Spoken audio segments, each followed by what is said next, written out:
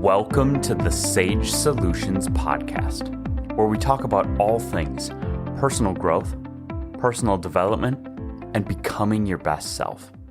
My name is David Sage, and I am a self-worth and confidence coach with Sage Coaching Solutions. Today's episode is part 2 of our highlights of all of the different episodes that we did in 2025.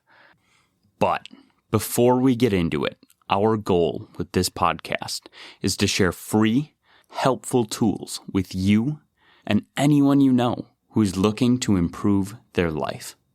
So take action, subscribe, and share this podcast with them.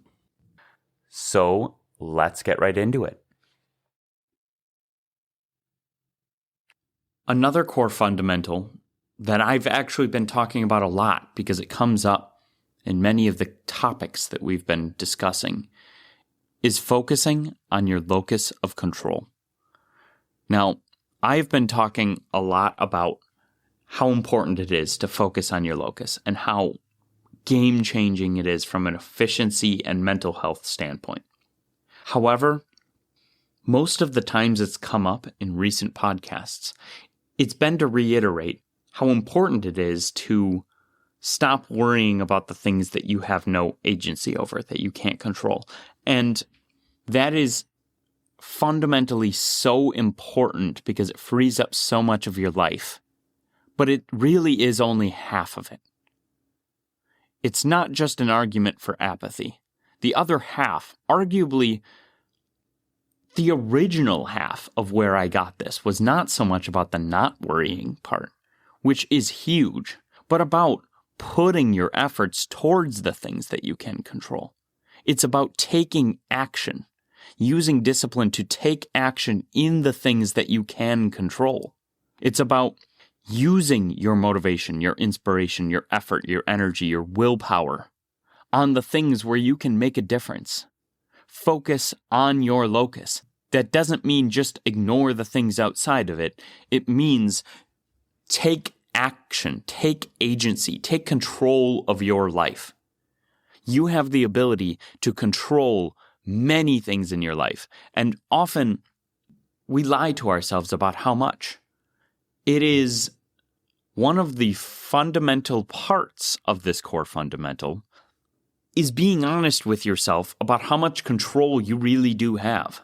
Not blaming everything else and taking a victim mindset. It's taking control of your life, realizing that you have a huge amount of agency, and only in the areas where you don't are where you let go, or where you give yourself that freedom.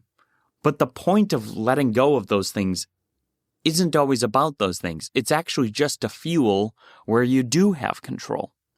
And of course, we link that with perspective because the number one thing you have control over is your brain, your thinking, your self-talk, your perspective, and the way that you look at a situation. You can reframe things with your conscious perspective, and you can get there using your agency, your control over it with your locus of control. Getting enough sleep affects literally every topic that I've talked about. Anything you want to do, you will do better if you've slept enough. Physically, mentally, socially, health-wise. It is the biggest driver that you could use to do all of the things that we are talking about here. You are more likely to take control of your conscious perspective if you've gotten enough sleep. You are more likely to focus on your locus of control if you've gotten enough sleep. You are more likely to have curiosity and critical thinking and be a lifelong learner and think in shades of gray if you've gotten enough sleep. If you are a rechargeable battery, sleep is the ultimate way to fill up your inner cup. Sleep recharges your battery in a way to be able to do all of the things that you want to do.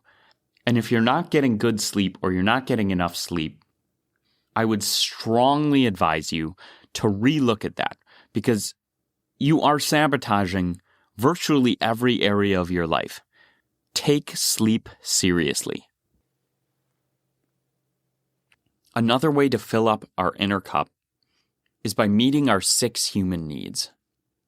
Everyone needs some level of certainty, and everyone also needs some level of variety.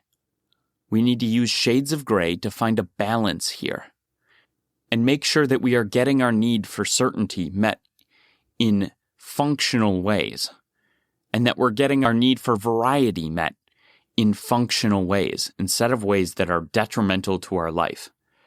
Meeting our needs in productive ways causes us to not pursue unproductive, unhelpful, self-destructive ways of meeting these same needs. The second set is love or connection and significance or respect. We need to feel connected to other people. We need to feel loved. And when we get that need met, we are so much more filled up inside. And on the flip side of that exact same coin, we want to feel some form of significance. We don't want to feel like we don't matter. We want to matter. We want people to care. We want people to like us. We want to feel like we are making a difference. We want to feel significant. And one of the best ways to get significance is to be respected. We have to find a balance and helpful ways of meeting these needs as well. And then finally, we have the higher needs, growth and contribution. We can find growth by learning and growing and improving ourselves, and by listening to this podcast, you're well on your way to helping yourself meet this need. But don't just stop there. Life is like a muscle, so build it. And then last, we have contribution. Contribution is possibly the highest need and always gets listed last in the 6 human needs, because it's not just the self-actualization of growth, but it's like the actualization of others. It is our human altruistic moral part. It is our ability to give service, to make a difference in the world. And when you can meet your need for contribution, when you can do something that helps others, you feel so much more fulfilled. Growth and contribution are the ultimate fulfillers as far as the needs go. So if you're looking for more fulfillment in your life, pursue growth and contribution. Meeting our 6 human needs keeps us in balance so that we can live our most effective life. In our fast-paced society, where immediate gratification is the norm, patience might seem outdated or even unnecessary. However, I'm going to make the argument that patience is even more critical of a skill than it has ever been. Because current society has an epidemic of a lack of patience. We've been conditioned by the world that we live in to seek instant gratification, because instant gratification has been more accessible than it ever has in human history, which also means that we avoid discomfort, especially the discomfort of boredom. And building patience, like any other skill, is like a muscle. And we have to sit in the discomfort of waiting to build our patience. When we practice this powerful skill, we're not just waiting, we're actively engaging in growth, reflection, and learning. And we're often present and in the moment, taking a mindful stance. And I do believe that patience is a virtue. It is a superpower. It brings a lot of peace to life. It helps you be mindful and take a step back and just be present in the moment and not always worrying about what you have to get done. Being patient gives you the wherewithal to take a step back and use strategies like mindfulness, stoicism, taking a look at what's going on and focusing on your locus of control, or analyzing things through critical thinking and thinking in shades of gray, or rethinking things. Because when you're not in a rush, you have time to really think things through. It also gives you the space to take control of your conscious perspective so that you're less reactive and you're choosing how you're showing up. But the stronger reason why we're so inclined to avoid failure is actually because we've been conditioned that way for years. And I want to be clear, I'm not trying to demonize the education system here. I actually think that this is wholly unintentional and really just a casualty of the current system. But when you take a test, when you take a class, you either pass that class or you fail that class. Failure is the worst thing you can do. Success is the only acceptable option. Now, we want kids to succeed. Heck, you want to succeed. Generally speaking, it's better to succeed at something than to fail. I'm not going to pretend that that's not true. But by having everything be pass-fail, success or failure, and demonizing failure, we've been repeatedly conditioning ourselves over and over and over on every homework assignment, on every quiz, on every test, to avoid failure at all costs. This conditions us to only do things if we're going to succeed, and to avoid failure at all costs. For there's no benefit to failing anything in school. But once you get into the real world, where you're not forced to try, then you avoid failure by not doing it.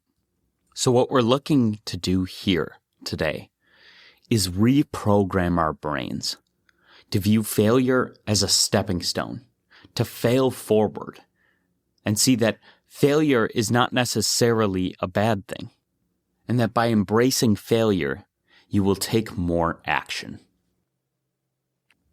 But let's talk about an even more relatable example, one that with very few exceptions, everyone listening to this will have done themselves.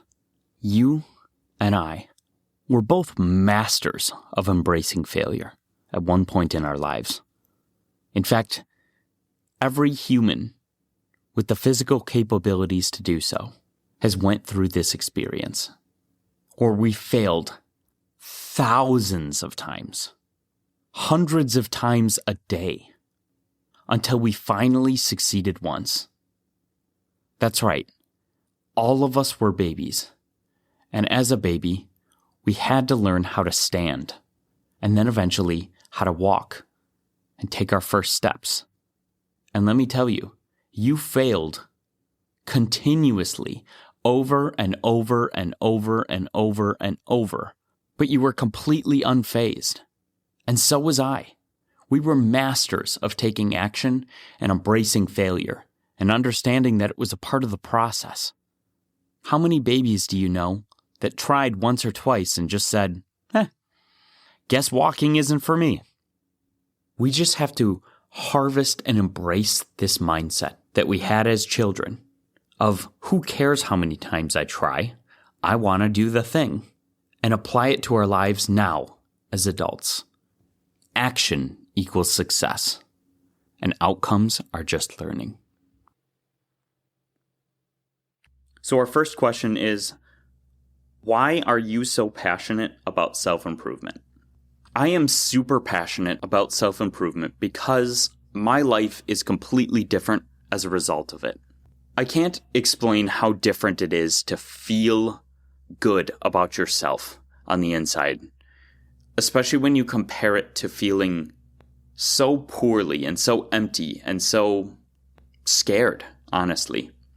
It's a huge flip to see yourself in its entirety, to have self-awareness, to follow it up with self-acceptance, and then for the areas that you're working on, for the areas that aren't your favorite, you've accepted yourself for them, and you're going to give yourself some self-compassion instead of shaming yourself. And by giving yourself that compassion, you actually build up the muscle to be more compassionate to others.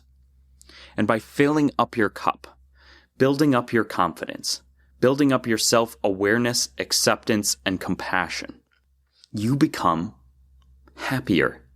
And there are many other ways to build fulfillment and happiness, but happy people help people. And I am a much truer version of myself today because I was able to do that for myself. And from there, it kind of just spiraled out. In a way, self-improvement to me feels like leveling up in a video game. If you've ever played an RPG or a role-playing game, anything from Dungeons & Dragons, Baldur's Gate 3, to you name it, there's a million of them. But a game where you, over time, build your character. You level up, you grow, you get new skills, you get stronger, you find new synergies. That's how self-improvement feels to me. It can be kind of grating, and if somebody's not in the right headspace, you're not actually changing it. It's like I said earlier, I won't take a non-willing client. I won't take a client that somebody else is paying for and they don't really want to be there. I'm not going to waste their time like that because they don't want to change. They're not going to change. It's the same here. If somebody isn't open to personal development, you're not going to purposely open them to it and push it on them and have them change.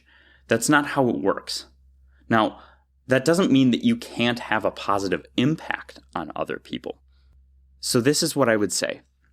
If you're going to do a good amount of personal development, don't push that on your spouse, A. Don't be overly talking about it and super annoying about it. Think about how you're coming off when you're talking about it, because you might make it sound like you're implying that they are bad at something if you're excited about how, whatever concept works. What I would say is model it yourself. Actions speak louder than words. Be that person. Do the self-improvement. It's generally a personal thing. You might be lucky enough to have some other people in your life that are passionate about it as well. And you can talk about it with those people, but don't push it on people that are not interested in this. Your support system gets broader and more advanced as it spreads out. It's not just those people that are your absolute ride or dies. You build this overall support system that can help you in the tough times and celebrate you in the good times. But how do I actually build and nurture these vital support systems? And what if I don't have someone like that? What if I don't have that support system? Anyone can learn and grow and build these relationships if they put the time and effort in. It won't necessarily be easy. It won't necessarily come on the first try. It may require you to do a little bit of work on yourself and to do some self-reflection and acceptance. Be kind to other people. Genuinely care about other people. If you want other people to care about you, you're going to need to genuinely care about them. You don't get to have those people be a part of your support system and not be a part of theirs. That type of a lopsided relationship is not going to breed that for you. So, second, you're probably going to need to have some social awareness and social intelligence surrounding this. You're going to need to actually try to be friends with these people. Try to have good social interactions, not just do whatever fits best for you, but actually try and make people feel validated, feel heard, be an active listener, talk about things that interest them, be a good friend, Be the friend that you wish you had. Yes. The next thing I would say is you're going to need to be vulnerable with people. Oof. Yeah, well, you have to open up. You have to share some of your weaknesses. All of my closest friends know my weaknesses, both because they can see them and because I'm not afraid to share them. I am not a fast writer. I have sloppy handwriting. I am slow at a lot of tasks compared to the average person. I have my fair share of downsides. I get distracted easily with my ADHD, though oddly not when I'm listening to people. I find listening to people genuinely and intently very fascinating. So that's kind of one of the areas I've lucked out with my ADHD. You are very good at listening. I will give you that. Dishes, maybe not so much. Organization. Look, the list goes on and on. I'm not perfect. and neither are you. And no, I'm actually not talking to my wife. I'm talking to you, the listener. Hey. And nobody wants to be friends with someone that is perfect because, frankly, it doesn't exist. It's totally unrelatable, which is why being vulnerable, being open, is actually what connects you to other people. Find places where you can give genuine love. If you're feeling unloved, go take care of someone who's feeling unloved. Because, believe it or not, they're going to feel those feelings back for you. Not necessarily in a romantic way. This is not what I'm talking about. What I'm saying is, to give an example, if you're feeling lonely, go spend time with someone who's feeling lonely in a nursing home. The amount of joy that you would give that person and how happy they will be to see you and how happy they will be to have you come each time will make you not feel lonely. You will both be contributing and giving love to someone else and receiving it yourself. Start by giving what you'd like to receive. There's a saying that goes, you are the average of the 10 people that you spend the most time with. So you might want to think about what that average makes. And if there are people that you wouldn't want to be a part of that average, then maybe they shouldn't be in those top 5 or 10 people. Right. No, that makes sense. In the grand scheme of things, if you want to get your needs met and have a good life, you have to be able to work with other people. It's just the reality that we live in. If you're not a psychopath, you care about other people. Rightfully so. You should. It's part of our inherent morals. And it's good to care about other people, not just for yourself, but because it's the right thing to do. But I think if you're going to be good with people, you have to become genuinely interested in them and their well-being. You have to actually care about how you make them feel. Talk about things that they're interested in. Listen to them actively. Ask real questions. And when you foster this skill, which we build like a muscle, of genuinely caring about other people and genuinely taking an interest in other people, you will find that your social interactions go so much better. And one of the best ways for us to embrace this is by being of service to other people, but fostering the skill of hospitality. Meaning, if you care about somebody, you should also care about the way that you make them feel. You want to treat them with hospitality. If you like somebody, take care of them, care about them, go out of your way to do nice things for them. Think about how your actions and your words will make them feel. I'm not saying this from a manipulative sense. I'm saying genuinely want to make people feel good. Being good socially is making a positive impact in other people's lives. And you can learn skills to help do that. It's not about influence. It's not about getting ahead. Those are actually just side effects of being a good person and practicing your social skills. And frankly, generating more influence if you're using it for good is a good thing.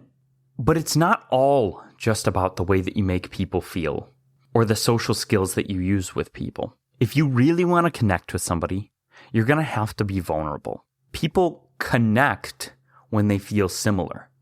Now, this is where we develop our social intelligence and social awareness so that we use the right amount of vulnerability in the right proportions at the right time. We don't want to emotionally unload on people. We want to show vulnerability progressively at the pace that feels right as a relationship grows. Not every social interaction you're going to have is going to be this light, fluffy thing. Sometimes you're going to have to deal with difficult people. And in those situations, it's best to protect your own energy. Not necessarily by leaving that interaction, but by focusing on your locus of control. And another way is by lowering your expectations of other people so that you don't get frustrated with them for not meeting them. Let them live their lives. You don't have to control them. Just let go. Set boundaries where necessary. But boundaries are to protect you, not to punish them. But how do expectations and boundaries interlock? Well, it's not always going to work out perfect. You're going to have to give yourself some grace here and find some shades of gray. But ideally, you want to eliminate your expectations as much as possible in your interactions with other people, while maintaining or holding your own boundaries or standards for yourself. A boundary isn't putting a bunch of expectations on others, but holding standards for yourself. You can hope for your interactions with people to go in a very positive light without expecting it, while holding boundaries to not let people take advantage of or walk all over you. But what if I told you there was one specific muscle?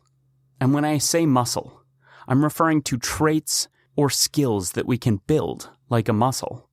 That there's one muscle that is more powerful and can have a bigger impact on your life than any other single muscle that you could build. That muscle is intrinsic motivation. Because if you can build this muscle, it will actually produce its own fuel and fuel all the other muscles that you want to build. This is a topic I've actually held off on covering because I wanted to have a good enough understanding to really do it justice. So here it is. Cultivating intrinsic motivation. Dr. Andrew Huberman, a scientist at Stanford and the host of the Huberman Lab podcast, has done a fantastic job of popularizing the science of how dopamine really works in the context of motivation. One of his key insights is that dopamine isn't just released when we achieve a goal. A significant and perhaps more crucial release happens during the effort itself, especially when we believe we are on the right path. Think about that. It's not just about the summit of the mountain. What it's really about is the climb. Huberman explains that our brains are wired to release dopamine when we are in pursuit, when we are striving. However, a critical piece here is our subjective interpretation of the effort. If we view the struggle, the friction, the difficulty as a bad thing, something to be avoided, we can actually suppress this beneficial dopamine release. But if we can get ourselves back to that natural state, to use our conscious perspective to reframe that effort as the very thing that's carving the path to our goal, as evidence that we are moving forward, then the effort itself can become a source of dopamine and a reward in and of itself. This is truly a game changer because it means we don't have to wait for the finish line to feel motivated. We can tap into that drive during the process. It's actually our natural state. Huberman often discusses how our mindset and self-talk around effort are incredibly powerful tools. He emphasizes that attaching the dopamine reward to the effort, not just the outcome, is the key to that sustained pursuit. To put it in layman's terms, praising yourself for doing things that take effort during the effort rewires your brain back to its default state of feeling motivated by effort. So if dopamine is released during effort and our perception of that effort matters, how do we actually cultivate this intrinsic, effort-driven motivation? This is where Dr. Huberman's insights become incredibly practical. Let's break down some actionable steps. First, and this is a big one, learn to subjectively reward the effort. Huberman suggests that we need to consciously tell ourselves that the feeling of strain or difficulty is good. When you're working on something challenging and you feel that resistance, instead of shying away from it or getting discouraged, do your best to mentally reframe it. Tell yourself, this is it. This feeling means I'm making progress. This is my brain and body getting stronger and adapting. I like making progress. You don't have to word it exactly like that, but you get the point. In this example, you're basically attaching the dopamine release of internally praising yourself and acknowledging the progress to this sensation of effort. Remember, when it comes to the brain, neurons that fire together wire together. It is that simple. Keep doing this repeatedly, and it will become more and more of an ingrained pathway, and you will build this muscle steadily over time. It's about recognizing that the effort itself is the win in that moment. You took action. Action equals success. And all outcomes are just learning. This is why I say it. Doing the thing, taking the action, doing the effort is the success. Effort is enough. Progress is the point. Growth is the goal. Practice is the purpose. Action cures everything. Historically, avoiding threats kept us alive. But these modern-day threats are often much more psychological than objectively real. The fear of failure, the fear of rejection, of judgment, or simply the discomfort of uncertainty. When we're faced with a task that triggers these feelings, like a tough conversation, applying for a new job, or even going to a social event, that old part of our brain kicks in and says, nope, let's scroll through social media instead. Because in the moment, it feels good to kind of avoid that conflict. I'm trying not to use the word avoid much, but it's hard to not use the word avoid when we're talking about avoidance. Who would have thought? But anyways, it feels good in the moment to distract ourselves from facing that obstacle or what we think is a big thing. And a lot of times it's not nearly as scary as we've made it out to be in our brains. Right. Because our thoughts, while they can be objective, are often much more subjective than reality. And that means our fears and the way that we build them up in our head can also be subjective. They are directly changed or influenced by our perspective of reality.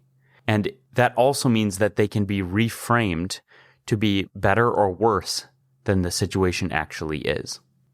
And the longer we put it off, the bigger it becomes. Oh, now you're getting into the meat and potatoes of where this is going. But before we get too ahead of ourselves, at its core, avoidance is your brain's attempt to prevent discomfort. And the science here is fascinating, though a bit paradoxical. When we avoid something that makes us anxious, we get immediate relief. Crisis averted. But here's the catch. That minor immediate relief reinforces the anxiety and reinforces the avoidance. See, anxiety often makes people want to avoid whatever is causing their anxiety. But the kicker is that there's a negative feedback loop. Avoidance is one of the biggest drivers of anxiety. When you're avoiding the thing that gives you anxiety, you are removing yourself further from that thing, which allows your brain to build it up to be a bigger deal than it is because you're further removed from it. You've also subconsciously reinforced that the thing must have been bad because that's why you avoided it. And the more times you avoid what makes you anxious, the bigger the threat your brain builds it up to be. And subconsciously you reaffirm that the reason that you avoided it was because it was a big threat. Breeding anxiety, insecurities, and self-doubt. And this cycle keeps continuing over and over as your anxiety around it builds and builds, and your avoidance keeps happening until it can even cause, at its extreme, crippling disorders like agoraphobia or the fear of leaving your house, as well as other phobias. Self-care is about what feels restorative to you and what helps you restore the areas of your life that you're feeling, or maybe those buckets, like you've talked about, those pockets of your bucket that are feeling a little bit dry and need some energy and attention. Yeah, I know you visualize it as like separate buckets that are each named, and I've kind of talked about it as this overall cup that is you that have the different pockets, but really we're talking about the same thing. Mm-hmm. And that's not to say that anything that fills up your cup is necessarily self-care. Well, is it? What's the distinction there, I guess? I think we risk getting a little caught up in the nuances of definition, but at least when I'm talking about the core fundamental of filling up your cup, there are many ways to do that, and not all of those things are restorative. Some of those things are with different traits or things that make you feel full, happy, fulfilled. Not all of those things are necessarily restorative, if that makes sense. Yeah, it does.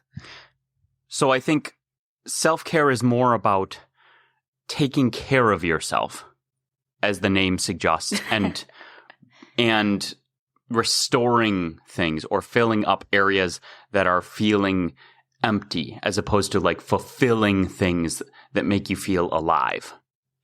Yeah, now I kind of chuckled because it does sound funny that we're saying, well, self-care is about caring for yourself. Like, people are going to be listening and being like, no, duh. But there really is a lot of nuance and gray area and things to flesh out here. Like, David and I were talking about this before we even started recording. And there's a lot that we had to be like, wait, is that self-care, or is that selfish, or is that self-indulgence, or is that, like, there's so many different layers here to work through. So hang in there with us. And maybe I'm a little off here, but one of the filters that I'll use for thinking about self-care is, would I be caring for someone else if I did these things? If I was taking care of a pet, if I was doing things that are, and I'm not talking about like caretaking where you're enabling or, this is where this gets a little complicated, but I mean, taking care of yourself, doing things that are for your own good, for your benefit, right?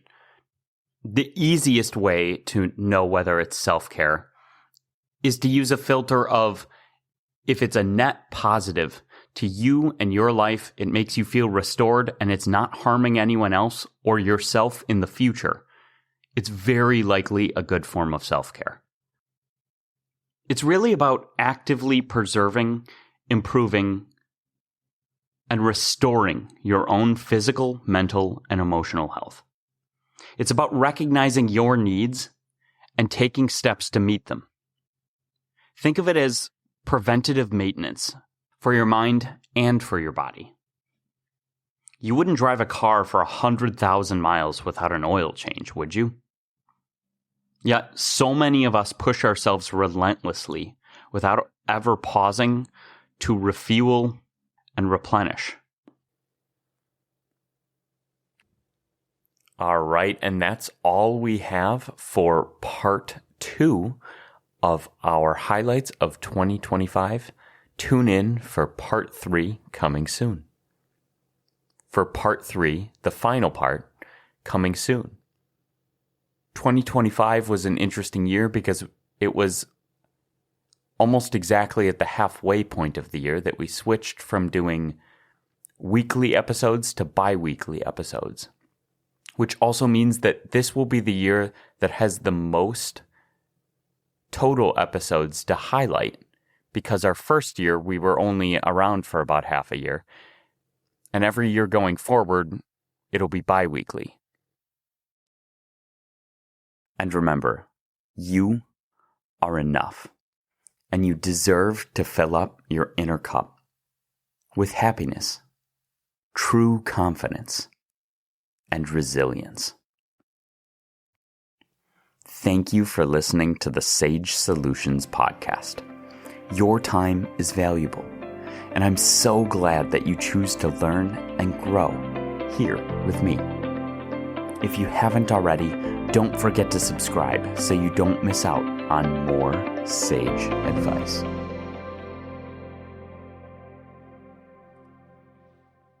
One last thing. The legal language. This podcast is for educational and informational purposes only. No coaching-client relationship is formed.